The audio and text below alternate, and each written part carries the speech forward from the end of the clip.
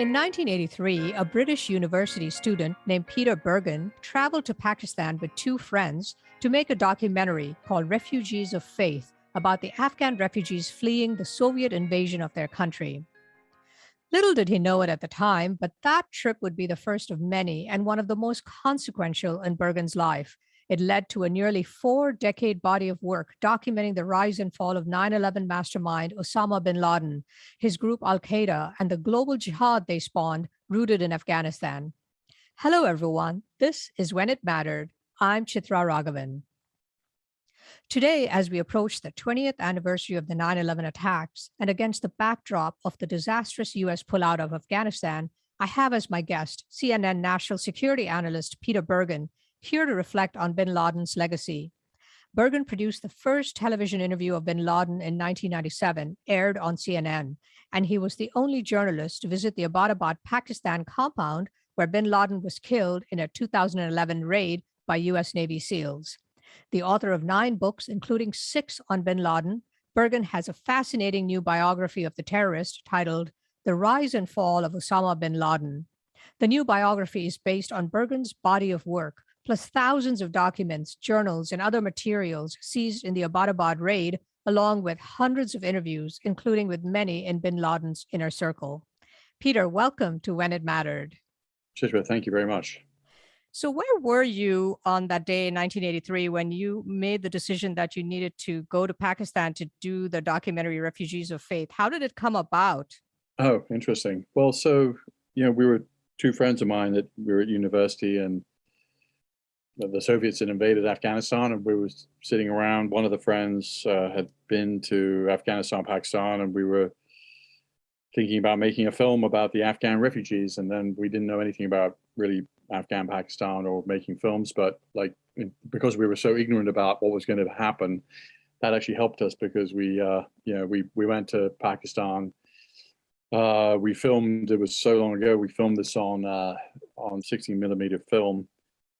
We had an Afghan cameraman who seemed to be he was not used to these universities, working with 3 university students. We filmed this film about the Afghan refugees, and eventually it was shown on Channel 4 UK. So that was kind of my first introduction to Afghanistan. We didn't go into Afghanistan. We went into the tribal regions along the Afghan-Pakistan border. At that time, President Zia was in charge of Pakistan. It was really a military dictatorship. And you could kind of feel it in the air, and we were kind of followed around occasionally by Pakistani intelligence agents. But it was all, very exciting. And I was 19 or 20 at the time, and that's how I got into the business. So what were you studying at the time, and where were you studying? And tell me a little bit about your personal background, where you were born and raised, and your parents, and how they responded to your decision to go off to Pakistan to make this documentary. Well, they didn't. I mean, they were fine about it. I think my mother probably worried about it a bit. But, the interesting thing at that time, Chitra, is when you went, you left. I mean, there was no email, there was no phone service. We went for several weeks, and we were really gone. So I was a student at University at Oxford studying history, and my 2 colleagues were also studying at Oxford. And we raised some money from some friends and family to go and do this. It wasn't that expensive, relatively speaking, because ABC News gave us the film stock. The cameraman, I don't even remember if we paid him. We must have paid him something. And then we took cheap flights, and we took trains around Pakistan. And it was all very exciting. I'd never been anywhere like Pakistan. I remember taking a train from Karachi to Islamabad. It was like a 24-hour train trip, which, today I would take in a plane trip that would take 1 hour. So it was a very different way of experiencing the country. And we linked with a group called NIFA, which is one of the 7 Afghan factions fighting the Soviets. They kind of allowed us access to their refugee camps, and we kind of filmed some of their fighters in the tribal regions, and made this film that eventually got shown on Channel 4 UK, which had just started, which was the first sort of more independent UK TV channel. And what were your big takeaways from going there and talking to these refugees and seeing what they were telling you? Well, one of the big takeaways is Pakistan. We called the film "Refugees of Faith."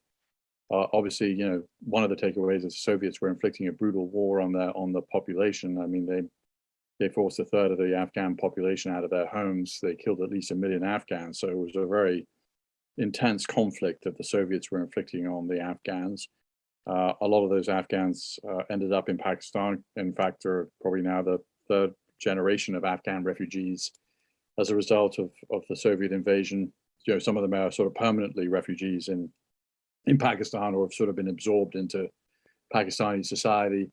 Well, one of the takeaways is that Pakistan, took these, there was very much a feeling that of sort of Islamic Brotherhood, and we're going to support the Afghan refugees. At the same time, of course, Pakistan's military intelligence service, ISI, was funneling CIA aid to certain of the Afghan factions fighting the Soviets. And so the Pakistanis certainly saw themselves as playing an important role in helping to push the Soviets out of Afghanistan, and at the same time housing millions of Afghan refugees. So, what was the next key moment in your evolution as a student of all of this going on in Afghanistan, and then eventually a student of Bin Laden and Al Qaeda? The next was really when the Trade Center was attacked for the first time in February of 1993. Ramzi Youssef was the leader of that. His uncle Khalid Sheikh Mohammed led the 9/11 attacks, and Ramzi Youssef was an example. He was a Pakistani who'd grown up in Kuwait. And he was an example of a group of so-called Afghan Arabs who were attracted to fight against the Soviets when then the communist government that replaced them. And these Afghan Arabs came from around the Muslim world. Some of them, most of them came in sort of supporting roles. Some actually fought the Soviets, like Osama bin Laden, who fought in 1987 against the Soviets. And they believe in their own minds that they'd had an impact in getting the Soviets to leave. I think that impact was very much exaggerated in their minds, because after all, the Afghans don't really need help with fighting, and there were 175,000 Afghans at a minimum estimated to be fighting the Soviets at any given moment. And the number of Afghan Arabs in Afghanistan at any given moment was 300 at the most. There were a lot more in Peshawar and Pakistan working as doctors or aid workers, supporting the anti-Soviet effort, but they didn't necessarily travel into Afghanistan. So after the war was over, these Afghan Arabs, started kind of traveling back to places like Algeria or Egypt, or going to Bosnia or Chechnya to support other jihads. And some of them went to the United States and carried out this attack on the Trade Center. So my next iteration in the story was going to my bosses at CNN and seeing if we could document this phenomenon. And we made a film for CNN about these Afghan Arabs, and interestingly, we interviewed Ahmad Shah Massoud in the film, who was opposed to these Afghan Arabs. He, of course, was killed by bin Laden's men 2 days before 9/11. Now his son, Ahmad Massoud, who's 32, is leading the fight against the Taliban. He's got a very hard road, because the Taliban are better armed than they've ever been, and they've taken over the entire country, and they have them pretty much surrounded in the Panjshir Valley. But it's interesting, as we come up on the 20th anniversary of 9/11, how 2 days before 9/11, Ahmad Shah Massoud is killed. The Taliban control Afghanistan. 9/11 happens. Taliban are turfed out. Now the Taliban are back in control of Afghanistan, and Ahmad Shah Massoud's only son, Ahmad Massoud, is now leading the fight against the Taliban.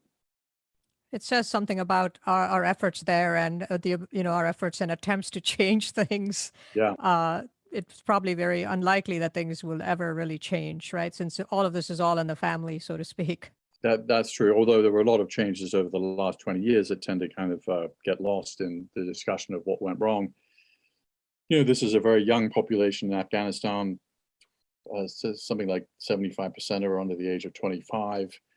There's a very vibrant independent press, radio, TV in Afghanistan. Obviously, women could work, girls could be educated. All that is about to be reversed. So then, in 4 years after you did that film for CNN, you had the chance to then interview Bin Laden. How did that come about? In '96, the State Department released a quite useful white paper about bin Laden. And when I read it, and it was a public document, it explained that he was a financier of Islamic extremism. And I thought that he might be, it seemed to me that people who bombed the Trade Center in February of '93 were part of an organized group, and organizations have leaders. And I went to my bosses at CNN. I said, maybe this guy bin Laden, who of course they'd never heard of, is behind the Trade Center attack. That wasn't quite right. His Ramzi Youssef had trained in an Al Qaeda training camp, but this attack wasn't really directed by bin Laden. But it was, sufficiently correct. He turned out to be the leader of this organization, which was beginning to plan for anti-American attacks. And what was it like to get to him physically and then to interview him? And what was that whole experience like? And what was he like at the time? It wasn't easy to meet him even then. He was very paranoid. It took a lot of meetings with his team, sort of followers and friends and associates, mostly in London. Some of them, there was a Saudi opposition movement in London at the time. Bin Laden was involved in that. It turned out that some of these people were members of Al Qaeda. I didn't know that at the time. I didn't even know that Al Qaeda existed because it was a secret. And over time, we negotiated with them. And this was their first television interview. They were very kind of paranoid and suspicious, but we went there. Peter Arnett was the correspondent. Peter Juvenile was the cameraman. We traveled into Pakistan with two of bin Laden's associates, and then we traveled into Afghanistan, across the Khyber Pass into Jalalabad, stayed there. At a certain point, bin Laden's men came and sort of inspected our equipment, said you can't bring it. They were very concerned about kind of a tracking device that might be secreted in the equipment. We then went through, they picked us up one night, we went through, and we were blindfolded, given crude blindfolds. Then we traveled through the night probably into the Tora Bora Mountains, and waited for bin Laden in a mud hut in the middle of the night. And out at one point, towards midnight, he appeared, and he delivered. We stayed with him maybe an hour and a half. He delivered a sort of diatribe against the U.S. foreign policy in the Middle East.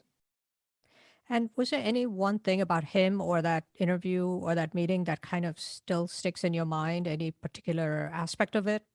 Well, the whole thing was pretty exciting. I mean, we're going through the middle of, we're going through the changes of vehicles, blindfolded. Lots of guys with weapons, AK-47s, RPGs, who are kind of checking us. The people around bin Laden seemed all very serious. He seemed very serious. He declared war on the United States for the first time to a Western audience.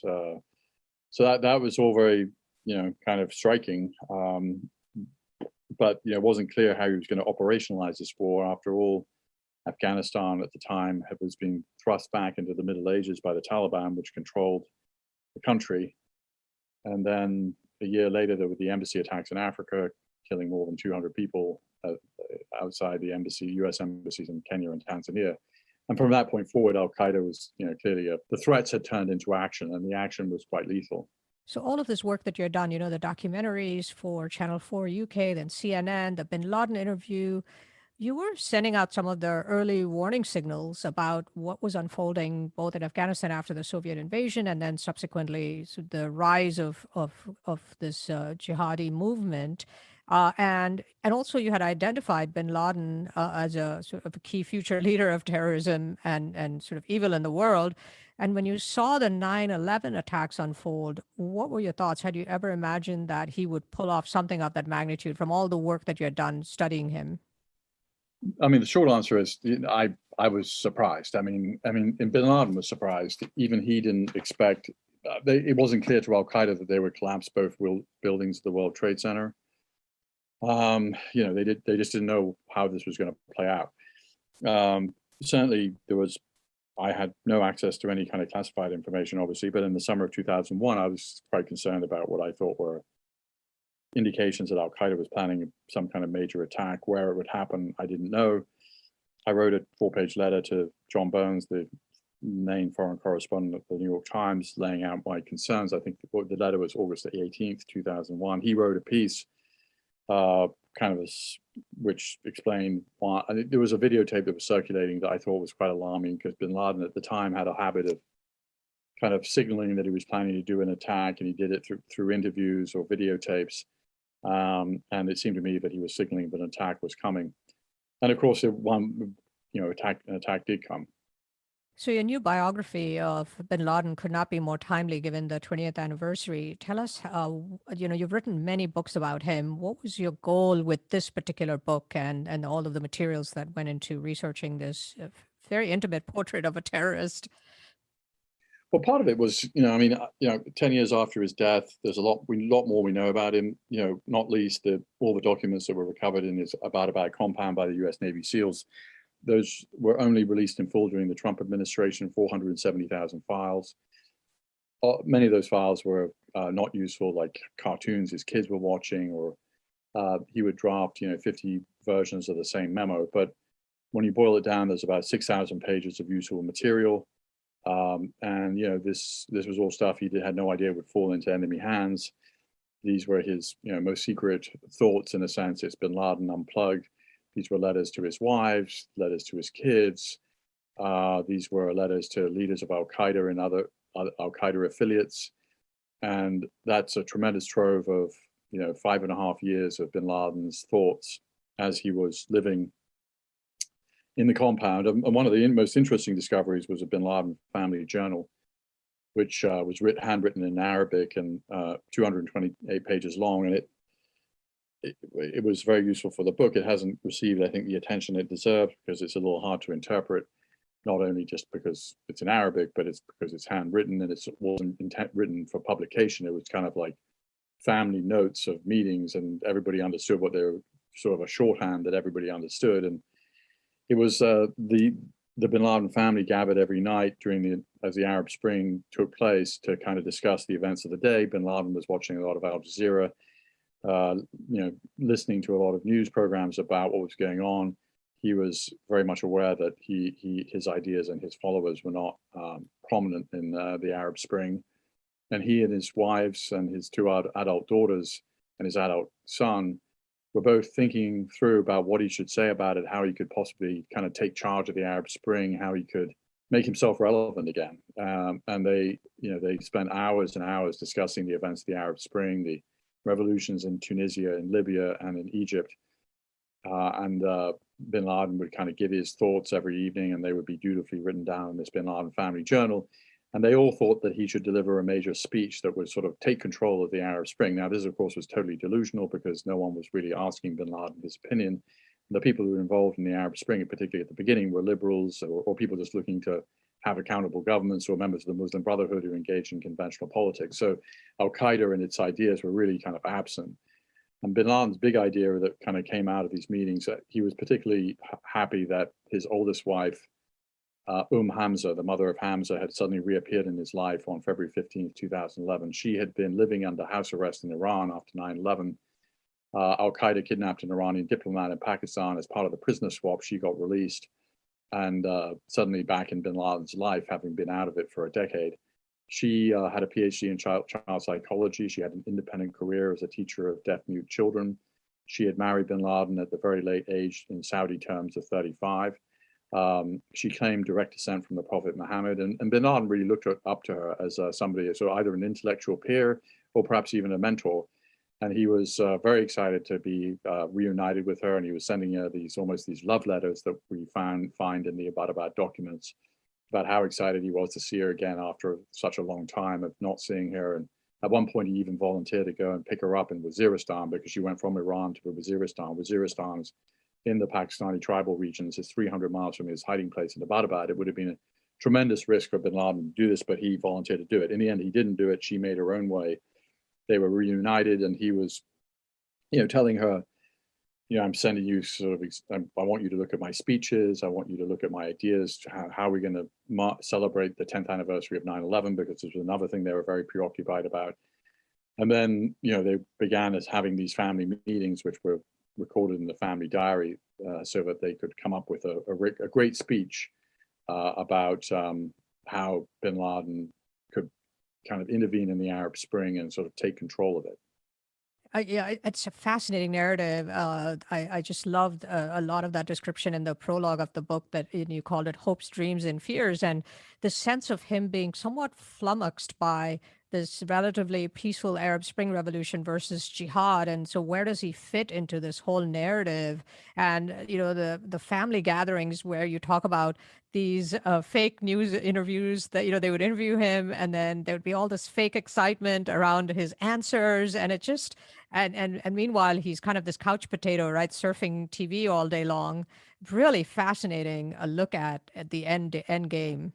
Yeah, he history was passing him by. He was aware of it. At one point, one of the family members says, is it worrisome that that these revolutions were not achieved with jihad? And at another point, they sort of say, it's kind of interesting that Al Qaeda isn't really mentioned in any of this. And at one, bin Laden replies a little defensively, but occasionally people do mention Al Qaeda. So there were even, at another point, Hamza, his oldest wife, asks they start discussing a speech that bin Laden had given in 2004 on video or audio, and it called for more accountability for the Arab governments. And Hamza says, maybe this is the reason for the Arab Spring. So they were all in this grip of the delusion that bin Laden had some role to play or had kind of instigated the Arab Spring, but they also kind of dimly knew that Al Qaeda and jihad hadn't made the spark happen for this event. So they were trying to solve this dilemma in the last several weeks of his life. Yes, and it's interesting. They had the sense, right? The timing is everything, and that maybe he had lost that moment. He had waited too long. He had been silent too long. I thought that was so interesting. Yeah, they were trying to encourage him to say something sooner rather than later, because they said, you'll lose your kind of connection to the people if you don't come out and say something important.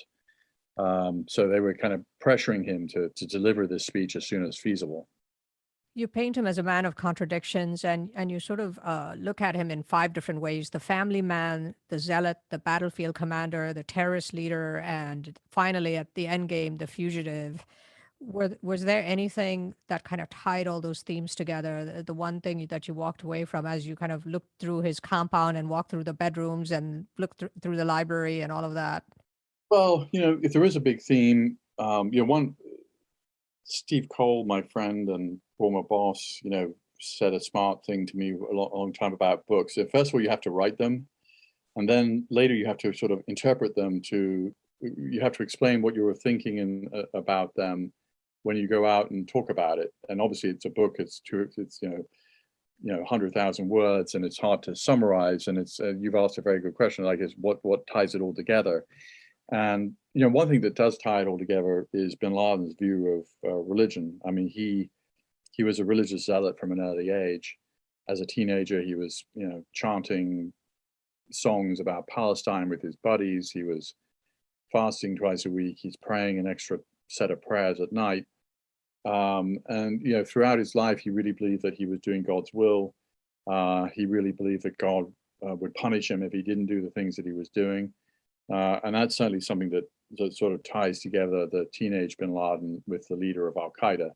And he also sort of modeled himself on the Prophet Muhammad. Of course, this is kind of it's like a delusional idea, but he married 3 women, all of whom claimed descent from the Prophet Muhammad. He slept in the same way that the Prophet Muhammad slept. In his own mind, founding Al Qaeda was similar to the Prophet in the sense, in the founding minutes of Al Qaeda, they talk about training 314 men. Well, that is not an arbitrary number. That's the same number of men that Prophet Muhammad had at the Battle of Badr in 624, in which he fought off a group of infidels. And so, in the Al Qaeda minutes or the meetings where they kind of founded Al Qaeda formally, they use this figure of 314, and they don't make any kind of anybody reading this within Al Qaeda would understand the 314 reference wasn't meant entirely literally. It was a sort of metaphor. And so bin Laden, in his own mind, was replicating the Prophet Muhammad, setting up his own military force, fighting jihad against the infidels. And I think that's that is the kind of key to understanding bin Laden, his view of religion. And it also seemed like his relationship with his father seemed really, really important, even though he barely saw him and was apparently a factor in his move towards jihad. Yeah, by bin Laden's own account, he became more religious after the death of his father. He barely knew his father. He only met him on 5 occasions. He was one of 55 siblings in total, and so it's not like he had a lot of quality time with his father. He only seems to have had one substantive conversation with his father. But his father was killed in a plane crash in Saudi Arabia when bin Laden was 10, and apparently he took it pretty badly. And by his own account, it's what turned him towards religion. He began studying the Quran, which he memorized entirely, which is more than 6,000 verses. So it's a important feat of memory. That seems to have been an important inflection point for him, certainly.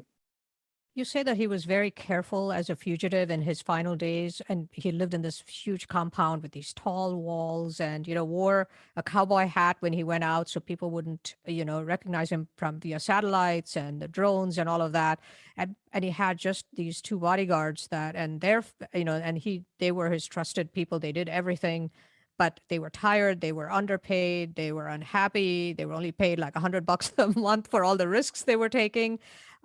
And he also and he even their families lived in the compound, and but he was hidden even from them. But he also had this huge family of his own living in the compound, which seemed to be a huge risk, right? And ultimately kind of was one of the things that tipped off the US government, that there was this large family, that it might be bin Laden, living in that compound. Tell me a little bit about that phase where the bodyguards are unhappy, and ultimately I guess they betrayed him, right, in some way. Well, they didn't betray him. What happened was at a certain point they got fed up with all the risks of looking after the world's most wanted man, and they had good reason to fear these risks because on the night of the raid, both of them were killed, and one of their wives was killed by the U.S. Navy SEALs. So their concerns were not unfounded. And in the early 2011, they started meeting with bin Laden, saying we're planning to leave. And their relations became so tense that on January 15th, 2011, bin Laden wrote them a letter essentially saying, and even though they lived just yards away from him on the same compound, he said in the letter, the last time we met, it became so acrimonious that I wanted to get something in writing so we all agree on the same thing. And that was that by as early as July 2011, the bodyguards would leave. This was a very big deal for bin Laden because, of course, they were his window on the world. He wasn't leaving the compound, or with his family. The bodyguards, were doing everything from, picking up food to taking important messages to leaders of Al Qaeda. And basically, without them, he would be kind of stuck. And one of the bodyguards, the house the compound that bin Laden was living was registered in the bodyguard's name, not in bin Laden's name, obviously. And so bin Laden was also going to have to move. So he was quite preoccupied, not just with his inability to really kind of say something smart about the Arab Spring, but also with his bodyguards potentially leaving him, not potentially leaving him, planning to leave him, which would put him in a really difficult spot because the bodyguards were actually from that area of northern Pakistan originally. They'd grown up in Kuwait, so they spoke Arabic, but they also spoke local languages like Pashto and Urdu. And they were also longtime members of Al Qaeda. The fact that they were leaving him was sort of a disaster. Bin Laden was also preoccupied by the drone program. He saw that it was decimating so many of the middle managers and leaders of Al Qaeda. So this was also weighing on his mind in the last months and weeks of his life. And he was even people within Al Qaeda was talking about maybe moving back into Afghanistan to a remote area on the Afghan-Pakistan border, maybe moving further deeper into Pakistan. So he had a lot on his mind in those last months of his life. Well, in addition to that, you talked about the sheer inefficiency of his ability to get messages out because he had to be so careful. Talk a little bit about that, the convoluted ways in which he had to communicate with his global audience. Well, it was like running a business in the early 19th century in the sense that he was, sending messages by messenger. There was no internet, there was no phone that he was using. There was not even like he had to do send his messages by hand through trusted couriers. And, these messages could take a long time to arrive. They could be lost. They could be ignored. The replies could take a long time to get back. But he was trying to micromanage his organization. He would write 40-page memos to his key lieutenants, basically instructing them on matters both large and small about who should get promoted, who should get not promoted, who should get where money should go, which organizations should get money, which organizations could say they were part of Al-Qaeda, which organizations should stop killing Muslim civilians, suggesting particular targets, and also, of course, encouraging attacks on Americans. All his correspondence reminds everybody of the central need to attack the United States. And he would intersperse that with other things. I was fascinated that he would advise, Al-Shabaab in Somalia how to increase crop output, or, don't cut down so many trees because it's going to ruin the environment. So it just seemed like he had a lot of opinions. A lot of opinions. I mean, yeah, he would tell people in Yemen, don't make sure you gas up before you go and do an operation, because, if you stop at a gas station, you might get picked up by the security services. So he had his advice was both large and small, and some of it was simply ignored and some of it was followed. So Anwar al-Awlaki, you probably recall, was a Yemeni American cleric who became a leader of Al-Qaeda in Yemen. Al-Qaeda in Yemen sort of put him forward as a potential new leader of the organization, and bin Laden said, I don't really know this guy, send me his resume, but I'm not inclined to promote him, and didn't. Al-Shabaab, was wanting to identify itself as Al-Qaeda. Bin Laden said, hey, don't identify yourself as Al-Qaeda publicly. It will be bad for fundraising. And the group didn't identify itself as Al-Qaeda until after he died.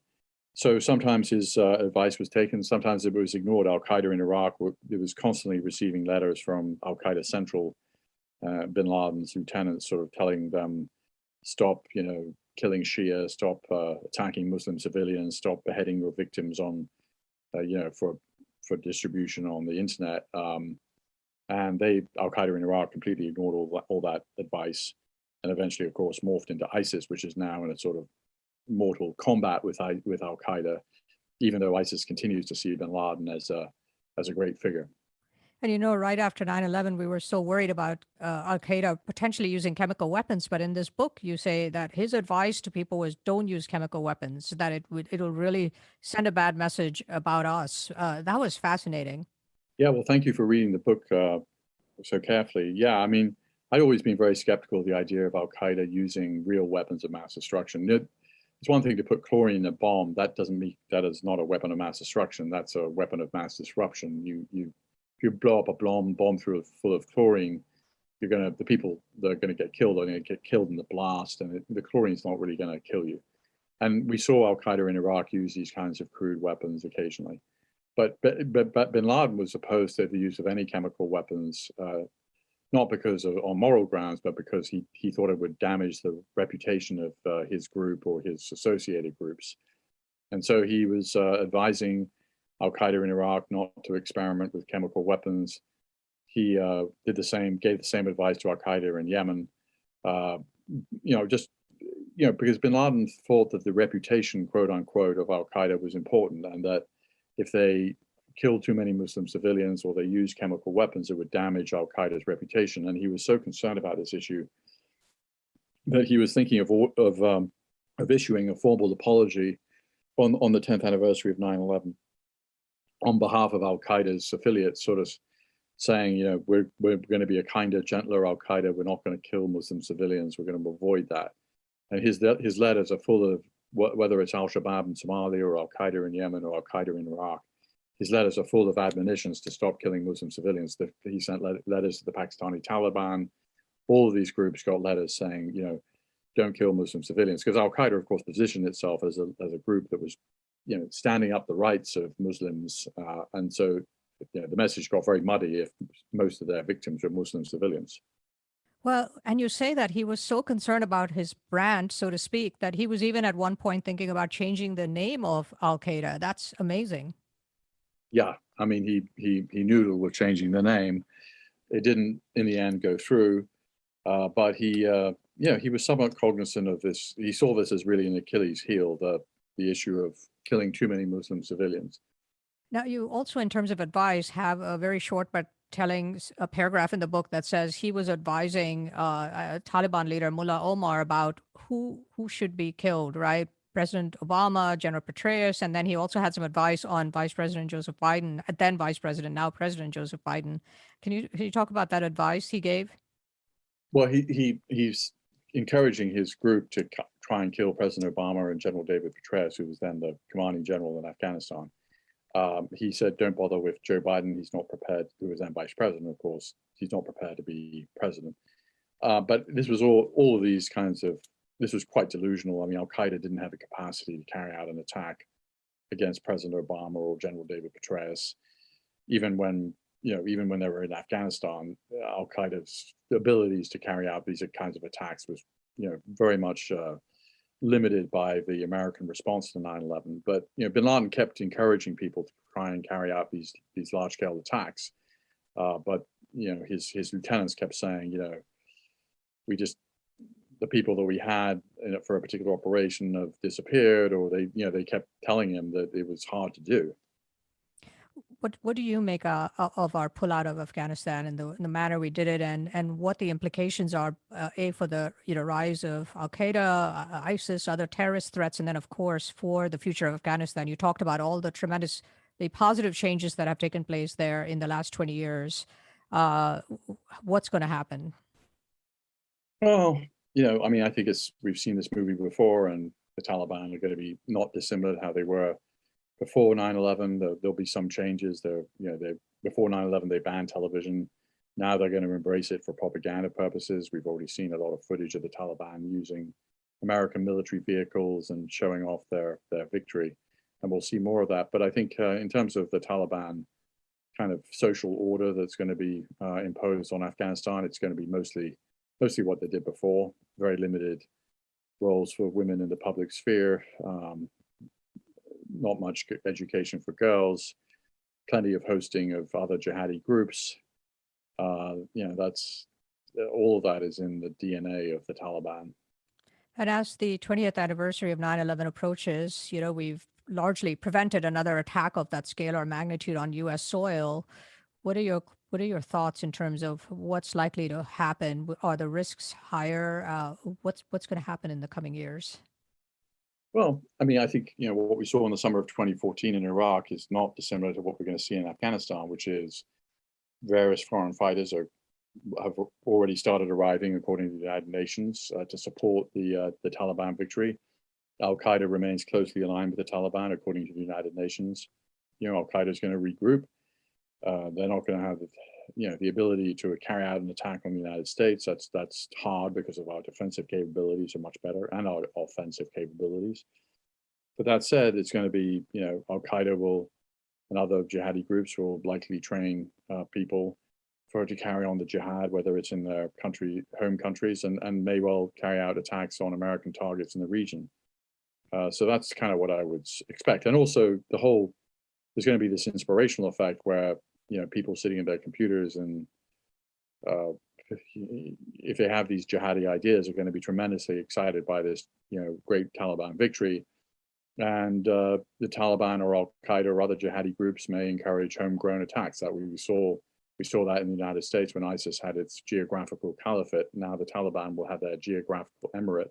And I think the differences between these two things will be the Taliban's emirate and the ISIS's caliphate are going to have a lot of similarities, I think, in terms of their inspirational effect on the global jihadi movement, their possibility for people to get training, and we'll see outcomes from that. And we saw in Paris an attack that killed 130 people in November 2015. All the people who carried out the attacks had been trained by ISIS in Syria. And we can probably expect something not dissimilar coming out of Afghanistan. It might not be a year from now, it might be 2 years from now, but it's likely to happen. In closing, Peter, looking back on your life on that young documentarian who went to Pakistan without really knowing much about the region, the journalist who interviewed bin Laden for the first time and strolled through the compound and the house where he'd been killed, read his journals, his files, his papers, as someone who for nearly 40 years has been sort of inside the heart, mind, and soul of one of the most dangerous terrorists in the world. What would you say to your younger self, that young man, about the journey that you've been on? Well, I would have said, I don't think I would say anything. I would say, I mean, because I think it would have all been too surprising. I mean, you don't, we live history forward and then we kind of interpret it backward. And but like when we're living it forward, we have no idea what the destination is, and it's only clear afterwards where the destination was. So not in my, I didn't have some master plan to end up where I did. It just happened because of circumstances and lots of things could have been different. And one of the themes of my book is also, I don't do a lot of why bin Laden did the things he did. I mean, there's some of it there, but I lay out more how, so the reader, he or she, can kind of come to his or her own conclusions. But none of this was inevitable. Bin Laden, yes, there's this kind of theme of extreme religiosity that connects the young bin Laden with the older bin Laden. But there were many off ramps he could have taken. He had 54 siblings. None of them went down this route. They all had not dissimilar backgrounds. They didn't have the same mother, but they certainly grew up in the same milieu. And none of them chose this path. So one of the kind of meta narratives of the book, perhaps, is that and nothing is inevitable in anybody's life. And if the Soviets hadn't invaded Afghanistan, bin Laden might be a different person.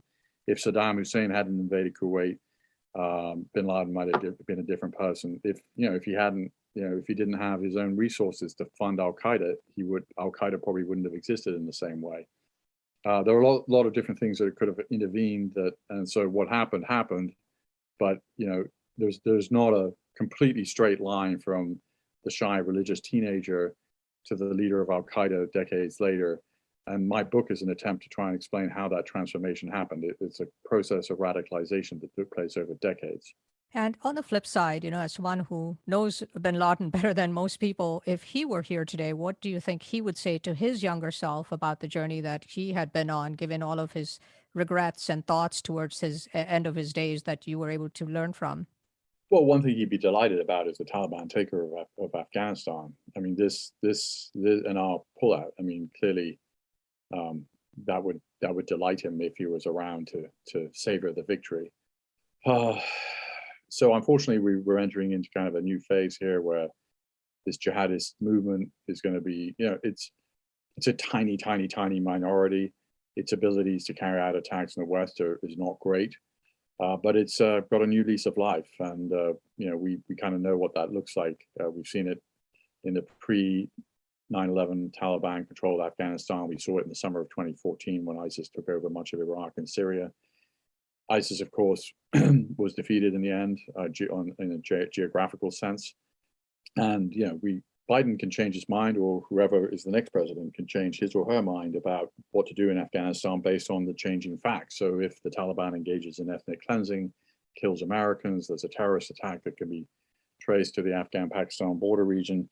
All these things could change the calculus, and we could go back in, as we did. We went back into Iraq after pulling troops out of there at the end of 2011. We went back in the summer of 2014 and still remain there, interestingly, with 2,500 troops that we've renamed non-combat troops, which is the same number of troops, roughly the same number of troops we had in Afghanistan, who we just pulled out. So it didn't have to end this way, and it's not just the execution. I think the policy itself was poorly thought out. And would he say that he was right about Biden? No, I wouldn't say that. I mean, I think Biden has. This was kind of a throwaway line that bin Laden wrote in one of his memos. I don't think he did a great deal of thinking about Biden. I think this is an unforced error that took place on Biden's watch, which may well, come back to really haunt him. But in other respects, on infrastructure, on COVID relief, Biden, I think, has been a quite effective president. Peter, thank you so much for being my guest on When It Mattered and for this amazing conversation. Thank you. Peter Bergen is a journalist, author, scholar, and documentary producer. He's vice president for global studies and fellows at New America, a CNN national security analyst, professor of practice at Arizona State University, where he co-directs the Center on the Future of War, and he's the author or editor of 9 books, 3 of which were New York Times bestsellers, and 4 of which were named among the best nonfiction books of the year by the Washington Post. The books have been translated into 22 languages. Documentaries based on his book have been nominated for 2 Emmys and also won the Emmy for Best Documentary. Bergen is New America's Director of the International Security and Future of War programs. He writes a weekly column for CNN.com and is a member of the Homeland Security Experts Group and a fellow at Fordham University's Center on National Security. Bergen also is on the editorial board of Studies in Conflict and Terrorism, a leading scholarly journal in the field. He has testified before congressional committees 18 times about national security issues. This is When It Mattered. I'm Chitra Ragavan. When It Mattered is a podcast from Good Story, an advisory firm helping technology startups with brand strategy, positioning, and narrative.